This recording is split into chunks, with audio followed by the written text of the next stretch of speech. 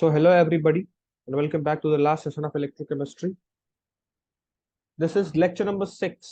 5 already हो चुके हैं, ठीक है। इसके अंदर ये लेक्चर नंबर 6 है, ठीक। और इलेक्ट्रोकेमिस्ट्री को इस लेक्चर में हम खत्म कर डालेंगे, लास्ट सेशन है हमारा, ठीक है।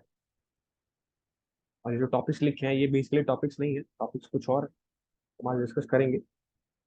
उससे पहले let me tell you something more about yourself.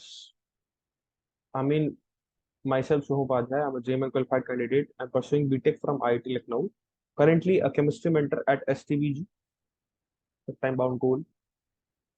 और अगर मैं अपने कुछ कोर्सेज का ओवरव्यू देना चाहता हूँ तो उसके अंदर जो हमारा पहला कोर्स है वो है एमयू ट्रिपल ई 2023 के लिए, है ना, जो है गाइडेंस प्रोग्राम, जिसके अंदर आपको 90 चैप्टर वाइज मॉक टेस्ट मिलेंगे और साथ ही साथ 2700 मोस्ट एक्सपेक्टेड क्वेश्चंस के कलेक्शंस भी आपको मिल रहे होंगे। अलॉन्ग विद आप फ्री में previous year entrance paper download कर सकते हैं एप्लीकेशन के थ्रू, जिसके अंदर आप एमयू एंट्रेंस 2023 के लिए प्रिपेयर कैसे करेंगे इसकी गाइडेंस भी आपको दी जाएगी। तो जिन्होंने एप्लीकेशन नहीं डाउनलोड किया है, प्ले स्टोर पे जाओ और ऐप को डाउनलोड करो। ऐप का नेम है STVG Academy। और जो बच्चे क्लासेस कर रहे हैं ऐप के अंदर से, वो इस चीज को एक्सेस कर सकते हैं easily. Okay, now if it talk about the MU BSc entrance, उसके अंदर भी टेस्ट सीरीज जो थी वो काफी बेनिफिशियल रही है। टेस्ट सीरीज के अंदर से इवन मेरे भी कराए हुए बहुत सारे PYQ के अंदर से क्वेश्चंस आए थे वहाँ, ठीक है। तो एमयू BSc का जो एंट्रेंस है उसके लिए टेस्ट सीरीज अवेलेबल है, जिसके अंदर 5 फुल सिलेबस टेस्ट आपको मिल रहे होंगे और साथ ही साथ 500 प्रीमियम क्वेश्चंस के collection based on the PYQ and MU का लेटेस्ट सिलेबस। उसी के साथ साथ जो सब्जेक्ट होगा वो कवर होगा, जिसके अंदर होगी maths, biology, physics, English, chemistry. तो ये सारी चीज आपको मिल रही होंगी। तो ये हमारे कुछ कोर्सेज का ओवरव्यू था। इलेक्ट्रोकेमिस्ट्री शुरू हो चुकी है और ये लास्ट लेक्चर है। बहुत सारी चीजें इसके अंदर हमने ऑलरेडी कंप्लीट कर रखी है।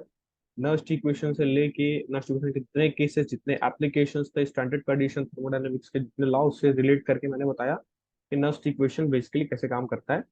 उसी के साथ साथ हमने क्या किया, केमिकल इक्विलिब्रियम कांस्टेंट का रिलेशन देखा नर्स्ट इक्वेशन के साथ, कंसंट्रेशन सेल्स देखा, फिर फैराडे लॉ देखा। उसके बाद फिर हमने इलेक्ट्रोलाइटिक कंडक्शन लास्ट लेक्चर में शुरू किया था और उसमें भी हमने मैक्सिमम पोर्शन कवर कर दिया था, जिसके अंदर हमने मोलर कंडक्टिविटी के बारे में थोड़ी जानकारी इकट्ठा की थी, है ना।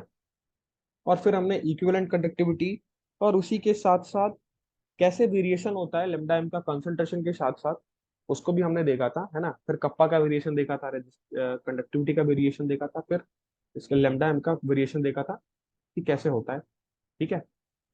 आज इसी के आगे जो पोर्शन है ना, उसको हम कवर अप कर रहे होंगे, जिसके अंदर मैं आपको ये लेक्चर की शुरुआत करने से पहले एक और टर्म पढ़ाना चाहता हूँ, जो होता है लिमिटिंग मोलर कंडक्टिविटी।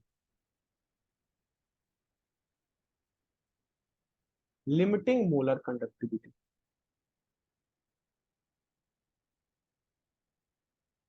ठीक है। देखो, लिमिटिंग सब का मतलब क्या होता है। लिमिटिंग सब का मतलब समझ आ रहा होगा कि एक लिमिट, एक फिक्स लिमिट, है ना, उसको लिमिटिंग बोलते हैं। जैसे हम पिछले लेक्चर में क्या देखे थे, हम जैसे हमने पिछले लेक्चर में देखा था कि जैसे जैसे हम क्या करते हैं कि कंसंट्रेशन को कम करते हैं। कंसंट्रेशन को कम कैसे किया जा सकता है भाई? डाइल्यूशन करके, है ना। उसकी क्वालिटी को हम कम कैसे कर सकते हैं, प्योरिटी को कम कैसे कर सकते हैं?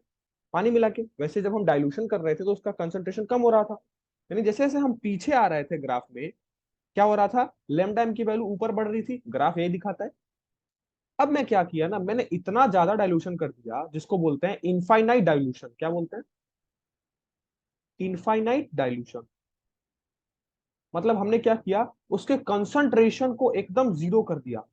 मतलब अब उसमें प्योरिटी रही नहीं। जैसे कि हम दूध लाते हैं ना, उसके अंदर हम पानी मिलाते हैं तो दूध की प्योरिटी कम होते जाती है ना। पहले थोड़ा गाढ़ा रहता है, फिर पतला हो जाता है, पतला हो जाता है। अब समझ लो कि उस दूध में इतना पानी मिला दो कि वो ऑलमोस्ट पानी की तरह दिखना लगे, मतलब उसका कंसंट्रेशन को जीरो कर दो तुम, यानी डाइल्यूशन को खूब ज्यादा बढ़ा दो, पानी खूब सारा डाल दो। तो एक टाइम ऐसा आएगा जिसमें उसकी प्योरिटी कम हो जाएगी, मतलब कंसंट्रेशन क्या हो जाएगा, ऑलमोस्ट जीरो हो जाएगा। मतलब हम यहाँ आ जाएंगे, इस तरफ कंसंट्रेशन घट रहा है तो घटते घटते घटते घटते घटते कहाँ आ गए हम, ओरिजिन पे आ गए। अब इस पॉइंट पे देखो, तो ये जो ग्राफ है, जैसे जैसे हम पीछे आ रहे हैं तो ग्राफ ऊपर की तरफ बढ़ते जा रहे हैं, तो ये ग्राफ चला जाएगा एकदम ऊपर कहीं इनफाइनाइट पे, है ना। वैसे ही जब मैं इस ग्राफ में भी देखूं तो अगर मैं कंसंट्रेशन को जीरो करता हूं तो लेमडा एम की वैल्यू क्या हो जाएगी, बहुत ऊपर चली जाएगी, क्योंकि कंसंट्रेशन को ऑलमोस्ट क्या कर रहे हैं, हम जीरो कर रहे हैं। क्यों? क्योंकि हम डाइल्यूशन बढ़ा रहे हैं, जिसको हम बोलते हैं एट इनफाइनाइट डाइल्यूशन। तो at infinite dilution lambda M की जो भी वैल्यू होती है ना, उसी को हम लिमिटिंग मोलर कंडक्टिविटी बोलते हैं। यानी लिमिटिंग मोलर कंडक्टिविटी कब डिफाइन होता है, एट इनफाइनाइट डाइल्यूशन। लिखवा देता हूं मैं, लिमिटिंग मोलर कंडक्टिविटी क्या होती है, मतलब ये समझ लो ना कि ये मैक्सिमम वैल्यू है कंडक्टिविटी। अब इससे ज्यादा कंडक्टिविटी नहीं हो सकती है। और ये मैक्सिमम वैल्यू कब होगी, जब आप कंसंट्रेशन को जीरो करोगे। और कंसंट्रेशन का मतलब उसकी प्योरिटी को जीरो करोगे। अब प्योरिटी का मतलब कि जब आप डाइल्यूशन को इनफाइनाइट कर दोगे, मतलब पानी खूब सारा मिला दोगे, तो कंसंट्रेशन जीरो हो जाएगा। और जो ही कंसंट्रेशन जीरो हो जाएगा, तो जो कंडक्टिविटी है वो एकदम मैक्सिमम हो जाएगी, है ना। देखो जैसे जैसे हम पीछे आ रहे हैं तो ग्राफ एकदम ऊपर बढ़ते जा रहा है, बढ़ते जा रहा है। एक टाइम जो ही हम जीरो हो जाएंगे तो एकदम ओरिजिन पे आ जाएंगे, है ना। यानी कंसंट्रेशन यहाँ क्या है, एकदम जीरो हो गया, सी की वैल्यू क्या हो गई, जीरो हो गई। तो ये ग्राफ बहुत ऊपर चले जाएगा, मतलब मैक्सिमम कंडक्टिविटी हमको मिल रही होगी। तो लिमिटिंग मोलर कनेक्टिविटी ये एक मैक्सिमम मोलर कनेक्टिविटी होती है ना। कौन सी कंडीशन पे, जब हम कंसंट्रेशन को जीरो कर देते हैं। और कंसंट्रेशन जीरो कब होता है, eight infinite dilution.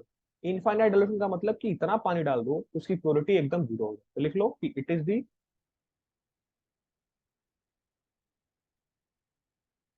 Conductivity defined as the defined at the it is the conductivity defined at the that infinite dilution.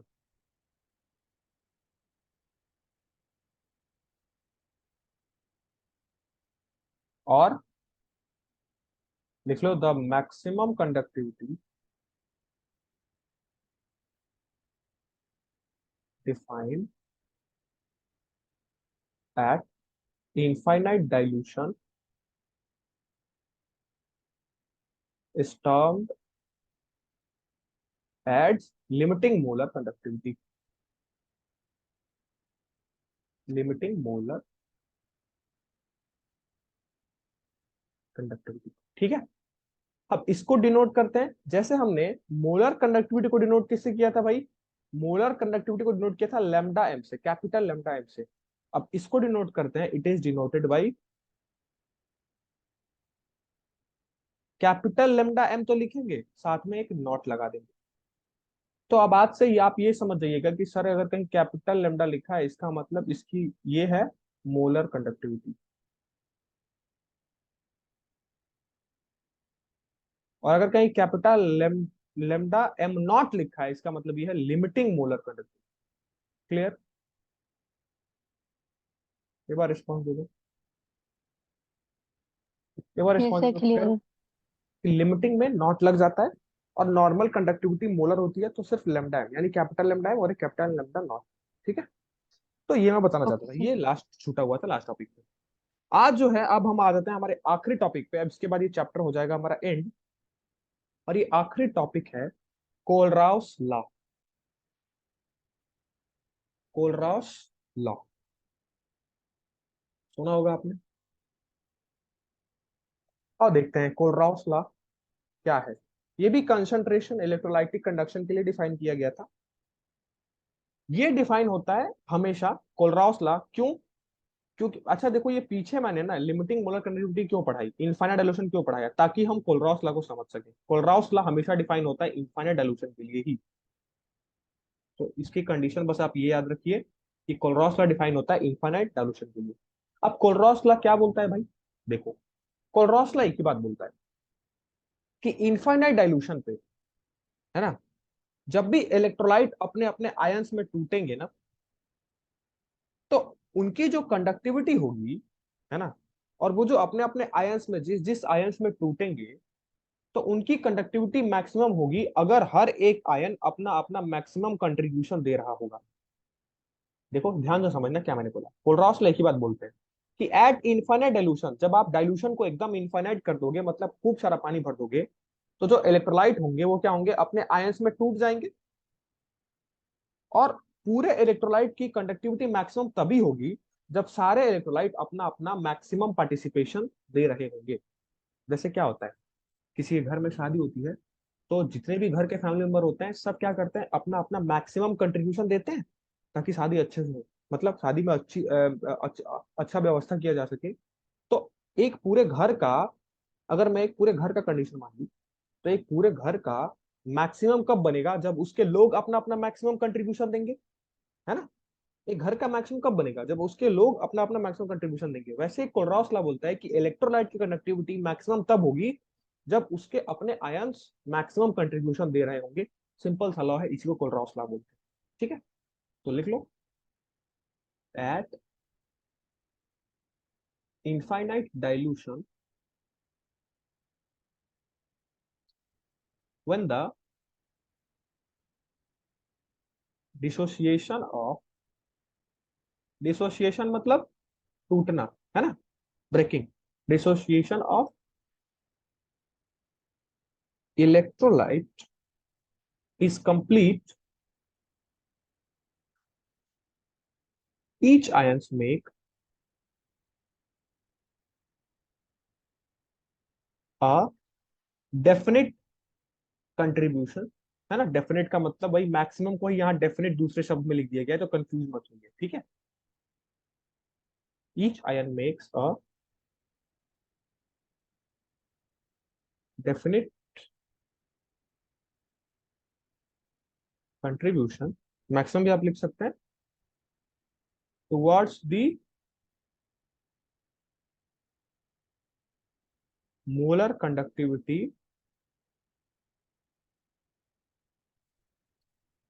Of electrolyte, है ना। जैसे अगर मैं एग्जांपल ले लूं, लेट्स से एक इलेक्ट्रोलाइट है NaCl, है ना। तो कोलरॉस लॉ के हिसाब से, अकॉर्डिंग टू कोलरॉस लॉ, ध्यान से समझना, अकॉर्डिंग टू कोलरॉस लॉ, अगर मेरे को NaCl की कंडक्टिविटी को मैक्सिमम करना है, तो सबसे पहले समझो कि NaCl के अंदर आयंस कौन कौन से होते हैं। तो NaCl को जब आप तोड़ोगे तो किसमें टूटता है, Na plus plus Cl minus. Clear, यहां तक तो किसी किसी को डाउट नहीं है ना, या तो किसी को डाउट नहीं है कि NaCl को जब आप नो तोड़ोगे तो सर। वो किसमें किसमें टूटेगा, Na प्लस और Cl माइनस में, ठीक है। अब कोलरॉस लॉ के हिसाब से ना, हम कब किसी भी इलेक्ट्रोलाइट का, है ना, किसी भी इलेक्ट्रोलाइट का रिप्रेजेंटेशन कैसे करते हैं, देखो कोलरॉस लॉ का मैं रिप्रेजेंटेशन तुमको बता देता हूँ। स्ट्रक्चर, कोलरॉस लॉ का स्ट्रक्चर क्या होता है, रुको मैं तुमको दिखा देता हूँ, यहाँ पहले स्ट्रक्चर लिख लो, फिर मैं इस चीज को समझाता हूँ, देखो अच्छे समझ में, चिंता मत करो, ठीक। कोलरॉस लॉ के स्ट्रक्चर के हिसाब से लेमडा एम नॉट जो होता है ना, वो, ये इसको म्यू पढ़ते हैं, mu plus small lambda M plus plus mu minus small lambda M minus. ये है कोलरॉस लॉ का रिप्रेजेंटेशन। मतलब कोलरॉस लॉ के हिसाब से किसी भी इलेक्ट्रोलाइट को हम ऐसे लिख सकते हैं तोड़ के, जैसे मैंने पीछे लिखा। अभी ये समझ नहीं आ रहा होगा, लेकिन देखो अब समझ आएगा। जैसे अगर मैं एग्जांपल लिया NaCl का, है ना, तो NaCl को अगर मैं क्या करूंगा, उसके आयंस में तोड़ूंगा, है ना, this is not equals to, arrow से रिप्रेजेंट करते हैं। तो अगर मैं NaCl को क्या करता हूँ, उसके आयंस में ब्रेक करता हूँ, तो किसमें ब्रेक होगा, एक तो Na प्लस और एक Cl माइनस, है ना। तो एक प्लस वाला पार्ट है, एक माइनस वाला पार्ट है ना, दो पार्ट है। अब देखो, अब अगर कोलरॉस लॉ के हिसाब से मेरे को कोलरॉस लॉ का जरा स्टेटमेंट पढ़ो कि when the dissociation of electrolyte is complete, जब इलेक्ट्रोलाइट जो है वो टूट जाता है अपने आयंस में कंप्लीटली, तो हर एक आयंस क्या करते हैं, एक डेफिनेट कंट्रीब्यूशन देते हैं toward molar conductivity of electrolyte, toward the molar conductivity of electrolyte. मतलब कि अगर मैं NaCl को मैक्सिमम लेता हूं, मतलब मैक्सिमम कब लेंगे, जब लेमडा एम नॉट लिखेंगे। अभी तो पीछे बताया कि लेमडा एम नॉट का मतलब मैक्सिमम कंडक्टिविटी होती है ना। तो अगर मैं लेमडा एम लिखना चाहता हूं किसका, NaCl का, तो लेमडा एम की जगह हटा दो, एम मत लिखो, इसको ऐसे लिख लो, स्मॉल नीचे करके लिख लो, lambda, lambda m of NaCl ऐसे लिख लो। मतलब NaCl की मैक्सिमम कंडक्टिविटी जो होगी वो किसके किसके बराबर होगी, लिमिटिंग मोलर कंडक्टिविटी है ना, जिसमें हम क्या लिखे हैं देखो, स्मॉल लेमडा से रिप्रेजेंट करते हैं। प्लस वाले पार्ट को स्मॉल लेमडा, माइनस वाले पार्ट को स्मॉल लेमडा। सिर्फ जो बाहर वाला पार्ट है, जो मेन इलेक्ट्रोलाइट है, उसको आप सिर्फ कैपिटल लेमडा से रिप्रेजेंट करेंगे। बाकी इसके आयंस को कैसे लिखेंगे, इसको ऐसे लिखेंगे हम, lambda M N A plus plus small lambda M C L minus. बस यही है कोलरॉस लॉ। मतलब कि हमको अगर NaCl का क्या बनाना है, NaCl के कंडक्टिविटी को मैक्सिमम करना है, तो उसके दोनों आयंस होंगे ना, वो अपना अपना कंट्रीब्यूशन देंगे। सो लेट्स से कि अगर मैं NaCl को कैपिटल लेमडा एम नॉट से लिखूंगा, तो उसके आयंस को मैं स्मॉल लेमडा एम नॉट से लिखूंगा। ठीक है, तो पॉजिटिव वाले आयन के लिए small lambda am not Na positive, plus negative वाले आयन को लिखेंगे small lambda am not Cl minus. ऐसे ही लिखने का तरीका होता है कोलरॉस लॉ का। अब ये कहोगे कि सर ये ठीक है, ये तो समझ आ गया कि लेमडा एम पॉजिटिव और लेमडा एम निगेटिव, तो मैंने यहाँ दिख दिया को lambda M positive, lambda M negative. अब ये म्यू प्लस और म्यू माइनस क्या है, आओ नेक्स्ट स्लाइड में ये बता। वैसे ही अगर मैं एक और इलेक्ट्रोलाइट ले लूं, लेट्स से BaCl2 का एग्जांपल ले लूं, तो BaCl2 को जब आप तोड़ोगे, तो आपको ये पता है कि BaCl2 किस में टूटता है, अपने अपने आयंस में जब ब्रेक होगा BaCl2, तो किस में टूटेगा, एक तो Ba2 plus plus 2Cl minus. Clear, ये यहां तक तो क्लियर है, यहां तक कोई दिक्कत है? यस सर, क्लियर है। अब मान लो कि मैं क्या ले रहा हूं, मुझे लेना है maximum limiting molar conductivity of BaCl2। क्यों? क्योंकि कोलरॉस लॉ के हिसाब से यही तो, जो मेन इलेक्ट्रोलाइट होता है उसको हम किससे लिखते हैं, कैपिटल लेमडा एम नॉट से। तो मैं क्या लिखूंगा, capital lambda am not BaCl2, ये क्या हो जाएगा, small lambda am not Ba2 plus plus, अब ये देखो Cl के आगे क्या लगा है, 2 लगा है, तो ये जो म्यू जानती हो क्या है, ये कोएफिशिएंट है।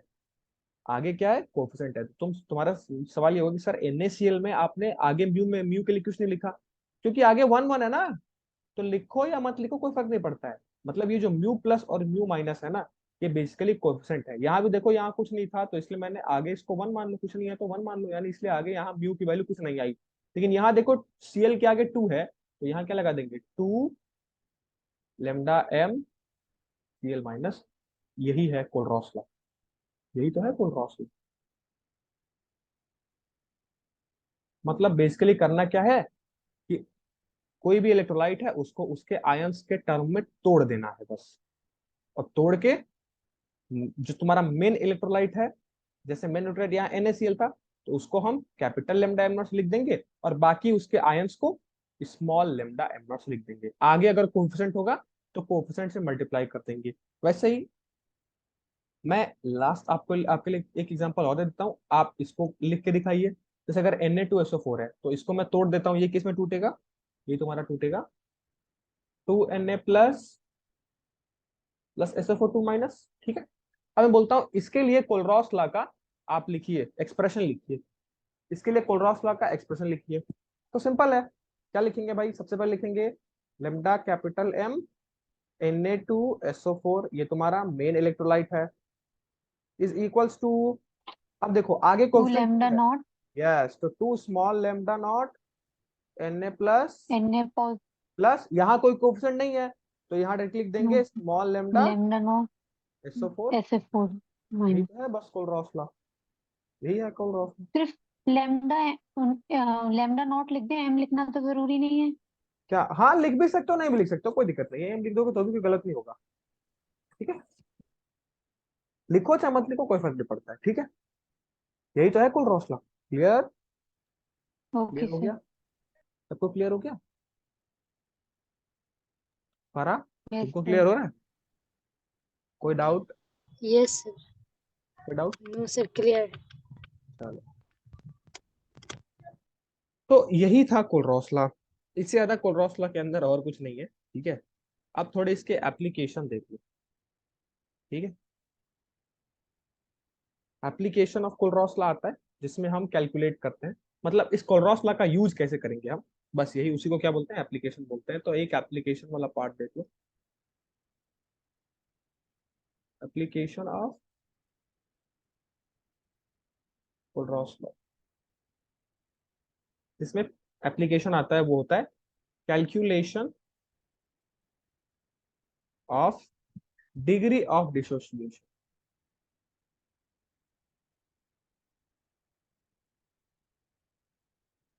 ऑफ एन इलेक्ट्रोलाइट, है ना। यही कैलकुलेट करने के लिए जरूर मैक्सिमम पूछा जाता है। तो इसमें आपको कुछ नहीं याद रखना है, इसमें बस एक ही चीज याद रखना है। एक तो मेन इंपॉर्टेंट है इसका फार्मूला कि डिग्री ऑफ डिसोसिएशन जिसको हमेशा अल्फा से रिप्रेजेंट किया जाता है। अगर कहीं अल्फा लिखा है इसका मतलब समझना कि वो डिग्री ऑफ डिसोसिएशन है। तो एप्लीकेशन ऑफ कोलरॉस के हिसाब से जो डिग्री ऑफ डिसोसिएशन अल्फा होता है ना, वो होता है तुम्हारा कि molar conductivity at any concentration C upon limiting molar conductivity. मतलब कि नीचे लिखेंगे हम मैक्सिमम कंडक्टिविटी और ऊपर कोई भी कंसंट्रेशन पे जितनी कंडक्टिविटी है, और दोनों को अगर हम डिवाइड कर देंगे तो हमको डिग्री ऑफ डिसोसिएशन अल्फा मिल जाएगा। बस बहुत सिंपल है ना, बहुत सिंपल है। और चिंता मत करिए, ओके सर। सवाल सवाल में आपको लेमडा एम नॉट की वैल्यू गिवन होगी। लिमिटिंग मोलर कनेक्टिविटी मैक्सिमम आपको गिवन होती है हमेशा, ठीक है। तो बस आपको क्या करना है, अल्फा की वैल्यू याद रखनी है। अल्फा इक्वल्स टू क्या होता है, किसी भी कंडक्टिविटी पे कितना मोलर कंडक्ट, किसी भी कंसंट्रेशन पे कितना मोलर कंडक्टिविटी है, देखो मैंने लेमडा एम सी लिखा है ना, उसकी मैक्सिमम कंडक्टिविटी से डिवाइड कर दीजिए। मैक्सिमम कितना हो सकता है, अभी तो पीछे पड़ा। मैक्सिमम क्या हो सकता है, लिमिटिंग हो सकती है। मैक्सिमम कंडक्टिविटी क्या हो सकती है, लिमिटिंग हो सकती है। उसकी लिमिटिंग वैल्यू, उसकी मैक्सिमम वैल्यू। तो लिमिटिंग को हमेशा लेमडा एम नॉट से लिखते हैं, इसलिए मैंने नीचे लिखा है। बस ये याद रखिए, एप्लीकेशन एक थे कि जब भी डिग्री ऑफ डिसोसिएशन अल्फा निकालने को पूछे तो आप लेमडा एम किसी जिस कंसंट्रेशन पे गिवन है वो रख दीजिए और उसको डिवाइड कर दीजिए उसके मैक्सिमम कंडक्टिविटी से। अब डिग्री ऑफ डिसोसिएशन होता क्या है एक्चुअली, ये समझो थोड़ा सा। देखो, डिग्री ऑफ डिसोसिएशन का मतलब ये होता है ना कि कितना मैक्सिमम प्रेजेंट है और उसमें से कितना डिसोसिएशन हुआ है। जैसे मैक्सिमम मान लो अगर 100% प्रेजेंट है, जिसमें से अगर 70 to 80% ही डिसोसिएशन हुआ है ना, तो लेट्स मैं बोलता हूं कि 100% तुम्हारा टोटल कंसंट्रेशन मतलब टोटल था, जिसमें से सिर्फ 80% टूटा है। 100% टोटल आयन का कंसंट्रेशन था, जिसमें सिर्फ 80% आयन क्या हुए हैं, डिसोसिएट हुए हैं।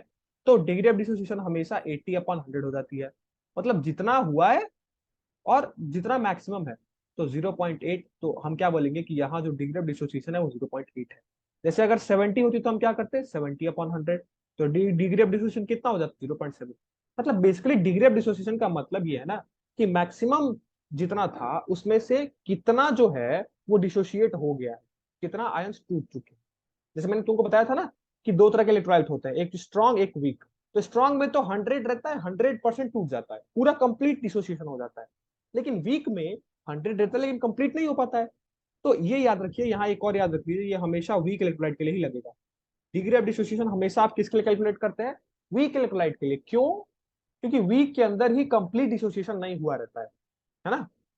और डिग्री ऑफ डिसोसिएशन वही तो है कि कितना हुआ है, कितना डिसोसिएशन हुआ है, उसी को हम डिग्री ऑफ डिसोसिएशन बोलते हैं। मतलब मैक्सिमम कितना है और उसमें से कितना परसेंट डिसोसिएट हुआ है, उसी को हम डिग्री ऑफ डिसोसिएशन बोलते हैं। जैसे एग्जांपल मैंने आपको लेके बताया कि अगर 100% है और डिसोसिएशन सिर्फ 80% हुआ है, मतलब टोटल अमाउंट 100% था, उसमें से सिर्फ 80% ही टूट पाया है, 20% अभी बचा हुआ है।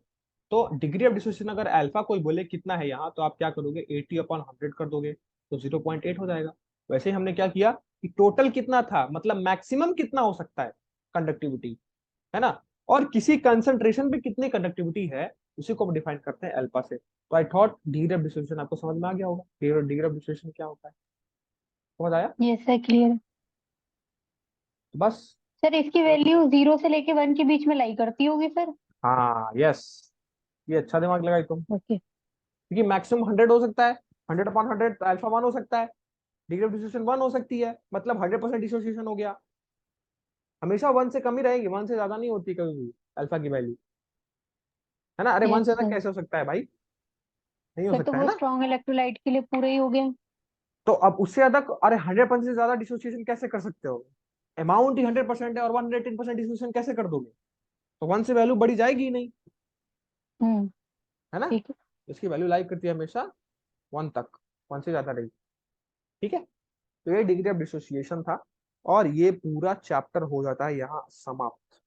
ठीक है, तो इस पूरे चैप्टर की हमने समाप्ति कर ली along with all basic concept. ठीक है, आज की क्लास में थोड़ी क्वांटिटी कम है, तो चलो फिर आज की क्लास को तब यही एंड कर देते हैं। ठीक है, ऑलरेडी ये चैप्टर खत्म हो चुका है, अब इस चैप्टर में कुछ ही नहीं बची है, मैंने पूरी चीजें हर एक चीजें समझा दी तुमको। ठीक है, इस चैप्टर के अंदर अब कल से ठीक हम शुरू करेंगे अपना नेक्स्ट चैप्टर जो है केमिकल काइनेटिक्स। ठीक, कल होपफुली दिन में क्लासेस लग सकती हैं। ठीक है, तो मैं इन्फॉर्मेशन पहले ही दे दूंगा। ठीक, पूरा चैप्टर हमने समाप्त कर लिया, कोलरॉस लॉ, उसके एप्लीकेशन, पूरे ग्राफ, साथ ही साथ equivalent conductivity, molar conductivity, cell constant, conductivity, conductance, resistivity, resistance, electrolyte कितने तरह के होते हैं। ठीक है, पूरा इलेक्ट्रोलाइटिक कंडक्शन यहाँ से था। फिर आगे बढ़ेंगे पीछे तो फैराडे लॉ, फैराडे के दोनों लॉ, फिर उसके बाद हमने कंसंट्रेशन सेल पढ़ा, फिर कंसंट्रेशन सेल के अकॉर्डिंग हमने नस्ट इक्वेशन पढ़ा, फिर प्रेशर के अकॉर्डिंग हमने नस्ट इक्वेशन पढ़ा, सेल रिप्रेजेंटेशन पढ़ा, साथ में क्या पढ़ा, कैसे डिटॉक्सिफिकेशन प्रोसेस होता है, कितने तरह के सेल्स होते हैं ये हमने पढ़ा। फिर नस्ट इक्वेशन तुम्हारे लगाए थे गैल्वेनिक सेल के लिए, नस्ट इक्वेशन के जितने पॉसिबल हो सकते थे सारे पॉसिबल टर्म्स कंप्लीट करा दिए, लॉन्ग विथ नस्ट इक्वेशन और इक्विलिब्रियम कांस्टेंट के बीच रिलेशन क्या है वो मैं तुमको बता दिया। ठीक है, फिर हमने इलेक्ट्रॉन पोटेंशियल देखा था, हाफ सिलेक्शन देखी थी, थर्मोडायनामिक्स का लॉ अप्लाई करके मैंने नॉन इक्वेशन को को प्रूव भी कराया था। इसी के साथ साथ हमने relation of delta G not देखा था, इक्वेशन में क्या होता है, फिर नॉन इक्वेशन से कैसे रिलेट करते हैं। फिर हमने सेल रिप्रेजेंटेशन सीखी थी, नॉन इक्वेशन ये रहा, है ना। फिर इलेक्ट्रॉन पोटेंशियल निकालने के लिए सीखा था, EF cathode of reduction minus EF anode of reduction, reduction potential. Standard देखो यहाँ क्या बोल रहा था, स्टैंडर्ड इलेक्ट्रॉन पोटेंशियल यही तो है, ई नॉट सेल। जब कंडीशन क्या हो, टेम्परेचर 25 डिग्री सेंटीग्रेड यस तो सर। प्रेशर 1 atm, तो इसी को क्या बोलते हैं, standard electron potential, SEP। Clear. Yes और सर। फिर हमने क्या किया था पीछे, पीछे हमने किया था और इलेक्ट्रॉन पोटेंशियल, फिर उसके बाद इससे भी पहले हमने पूरा थ्योरी देखा था कि कैसे काम करता है एक सेल, शॉर्ट ब्रिज कैसे काम करता है, पूरी थ्योरी देखी थी। तो पूरा लेक्चर अवेलेबल है, पूरा सेशन अवेलेबल है। तो ये चैप्टर कंप्लीटली खत्म हो चुका है। ठीक है, up to the mark of JEE, मैंने जेई लेवल की चीजें इसके अंदर पूरी पढ़ा दी है। ठीक है, आपने जेई लेवल के कंटेंट को पढ़ा है, ध्यान रखिए। ठीक है, ये चैप्टर अब खत्म हो चुका है, अब इस चैप्टर में कुछ कोई चीजें नहीं बची है। ठीक है, तो अब हम स्टार्ट करेंगे हमारा नेक्स्ट चैप्टर जो है कल, और कल से शुरू होगा केमिकल काइनेटिक्स। ठीक है, उसका मन वो ज्वाइन कर लेगा। ठीक है, बाकी जिन बच्चों का इंटरेस्ट नहीं है, अब उनको मैं क्या कहता हूँ। ठीक है, चलिए फिर मिलते हैं कल आपसे केमिकल काइनेटिक्स ओके के सर। सेशन के साथ।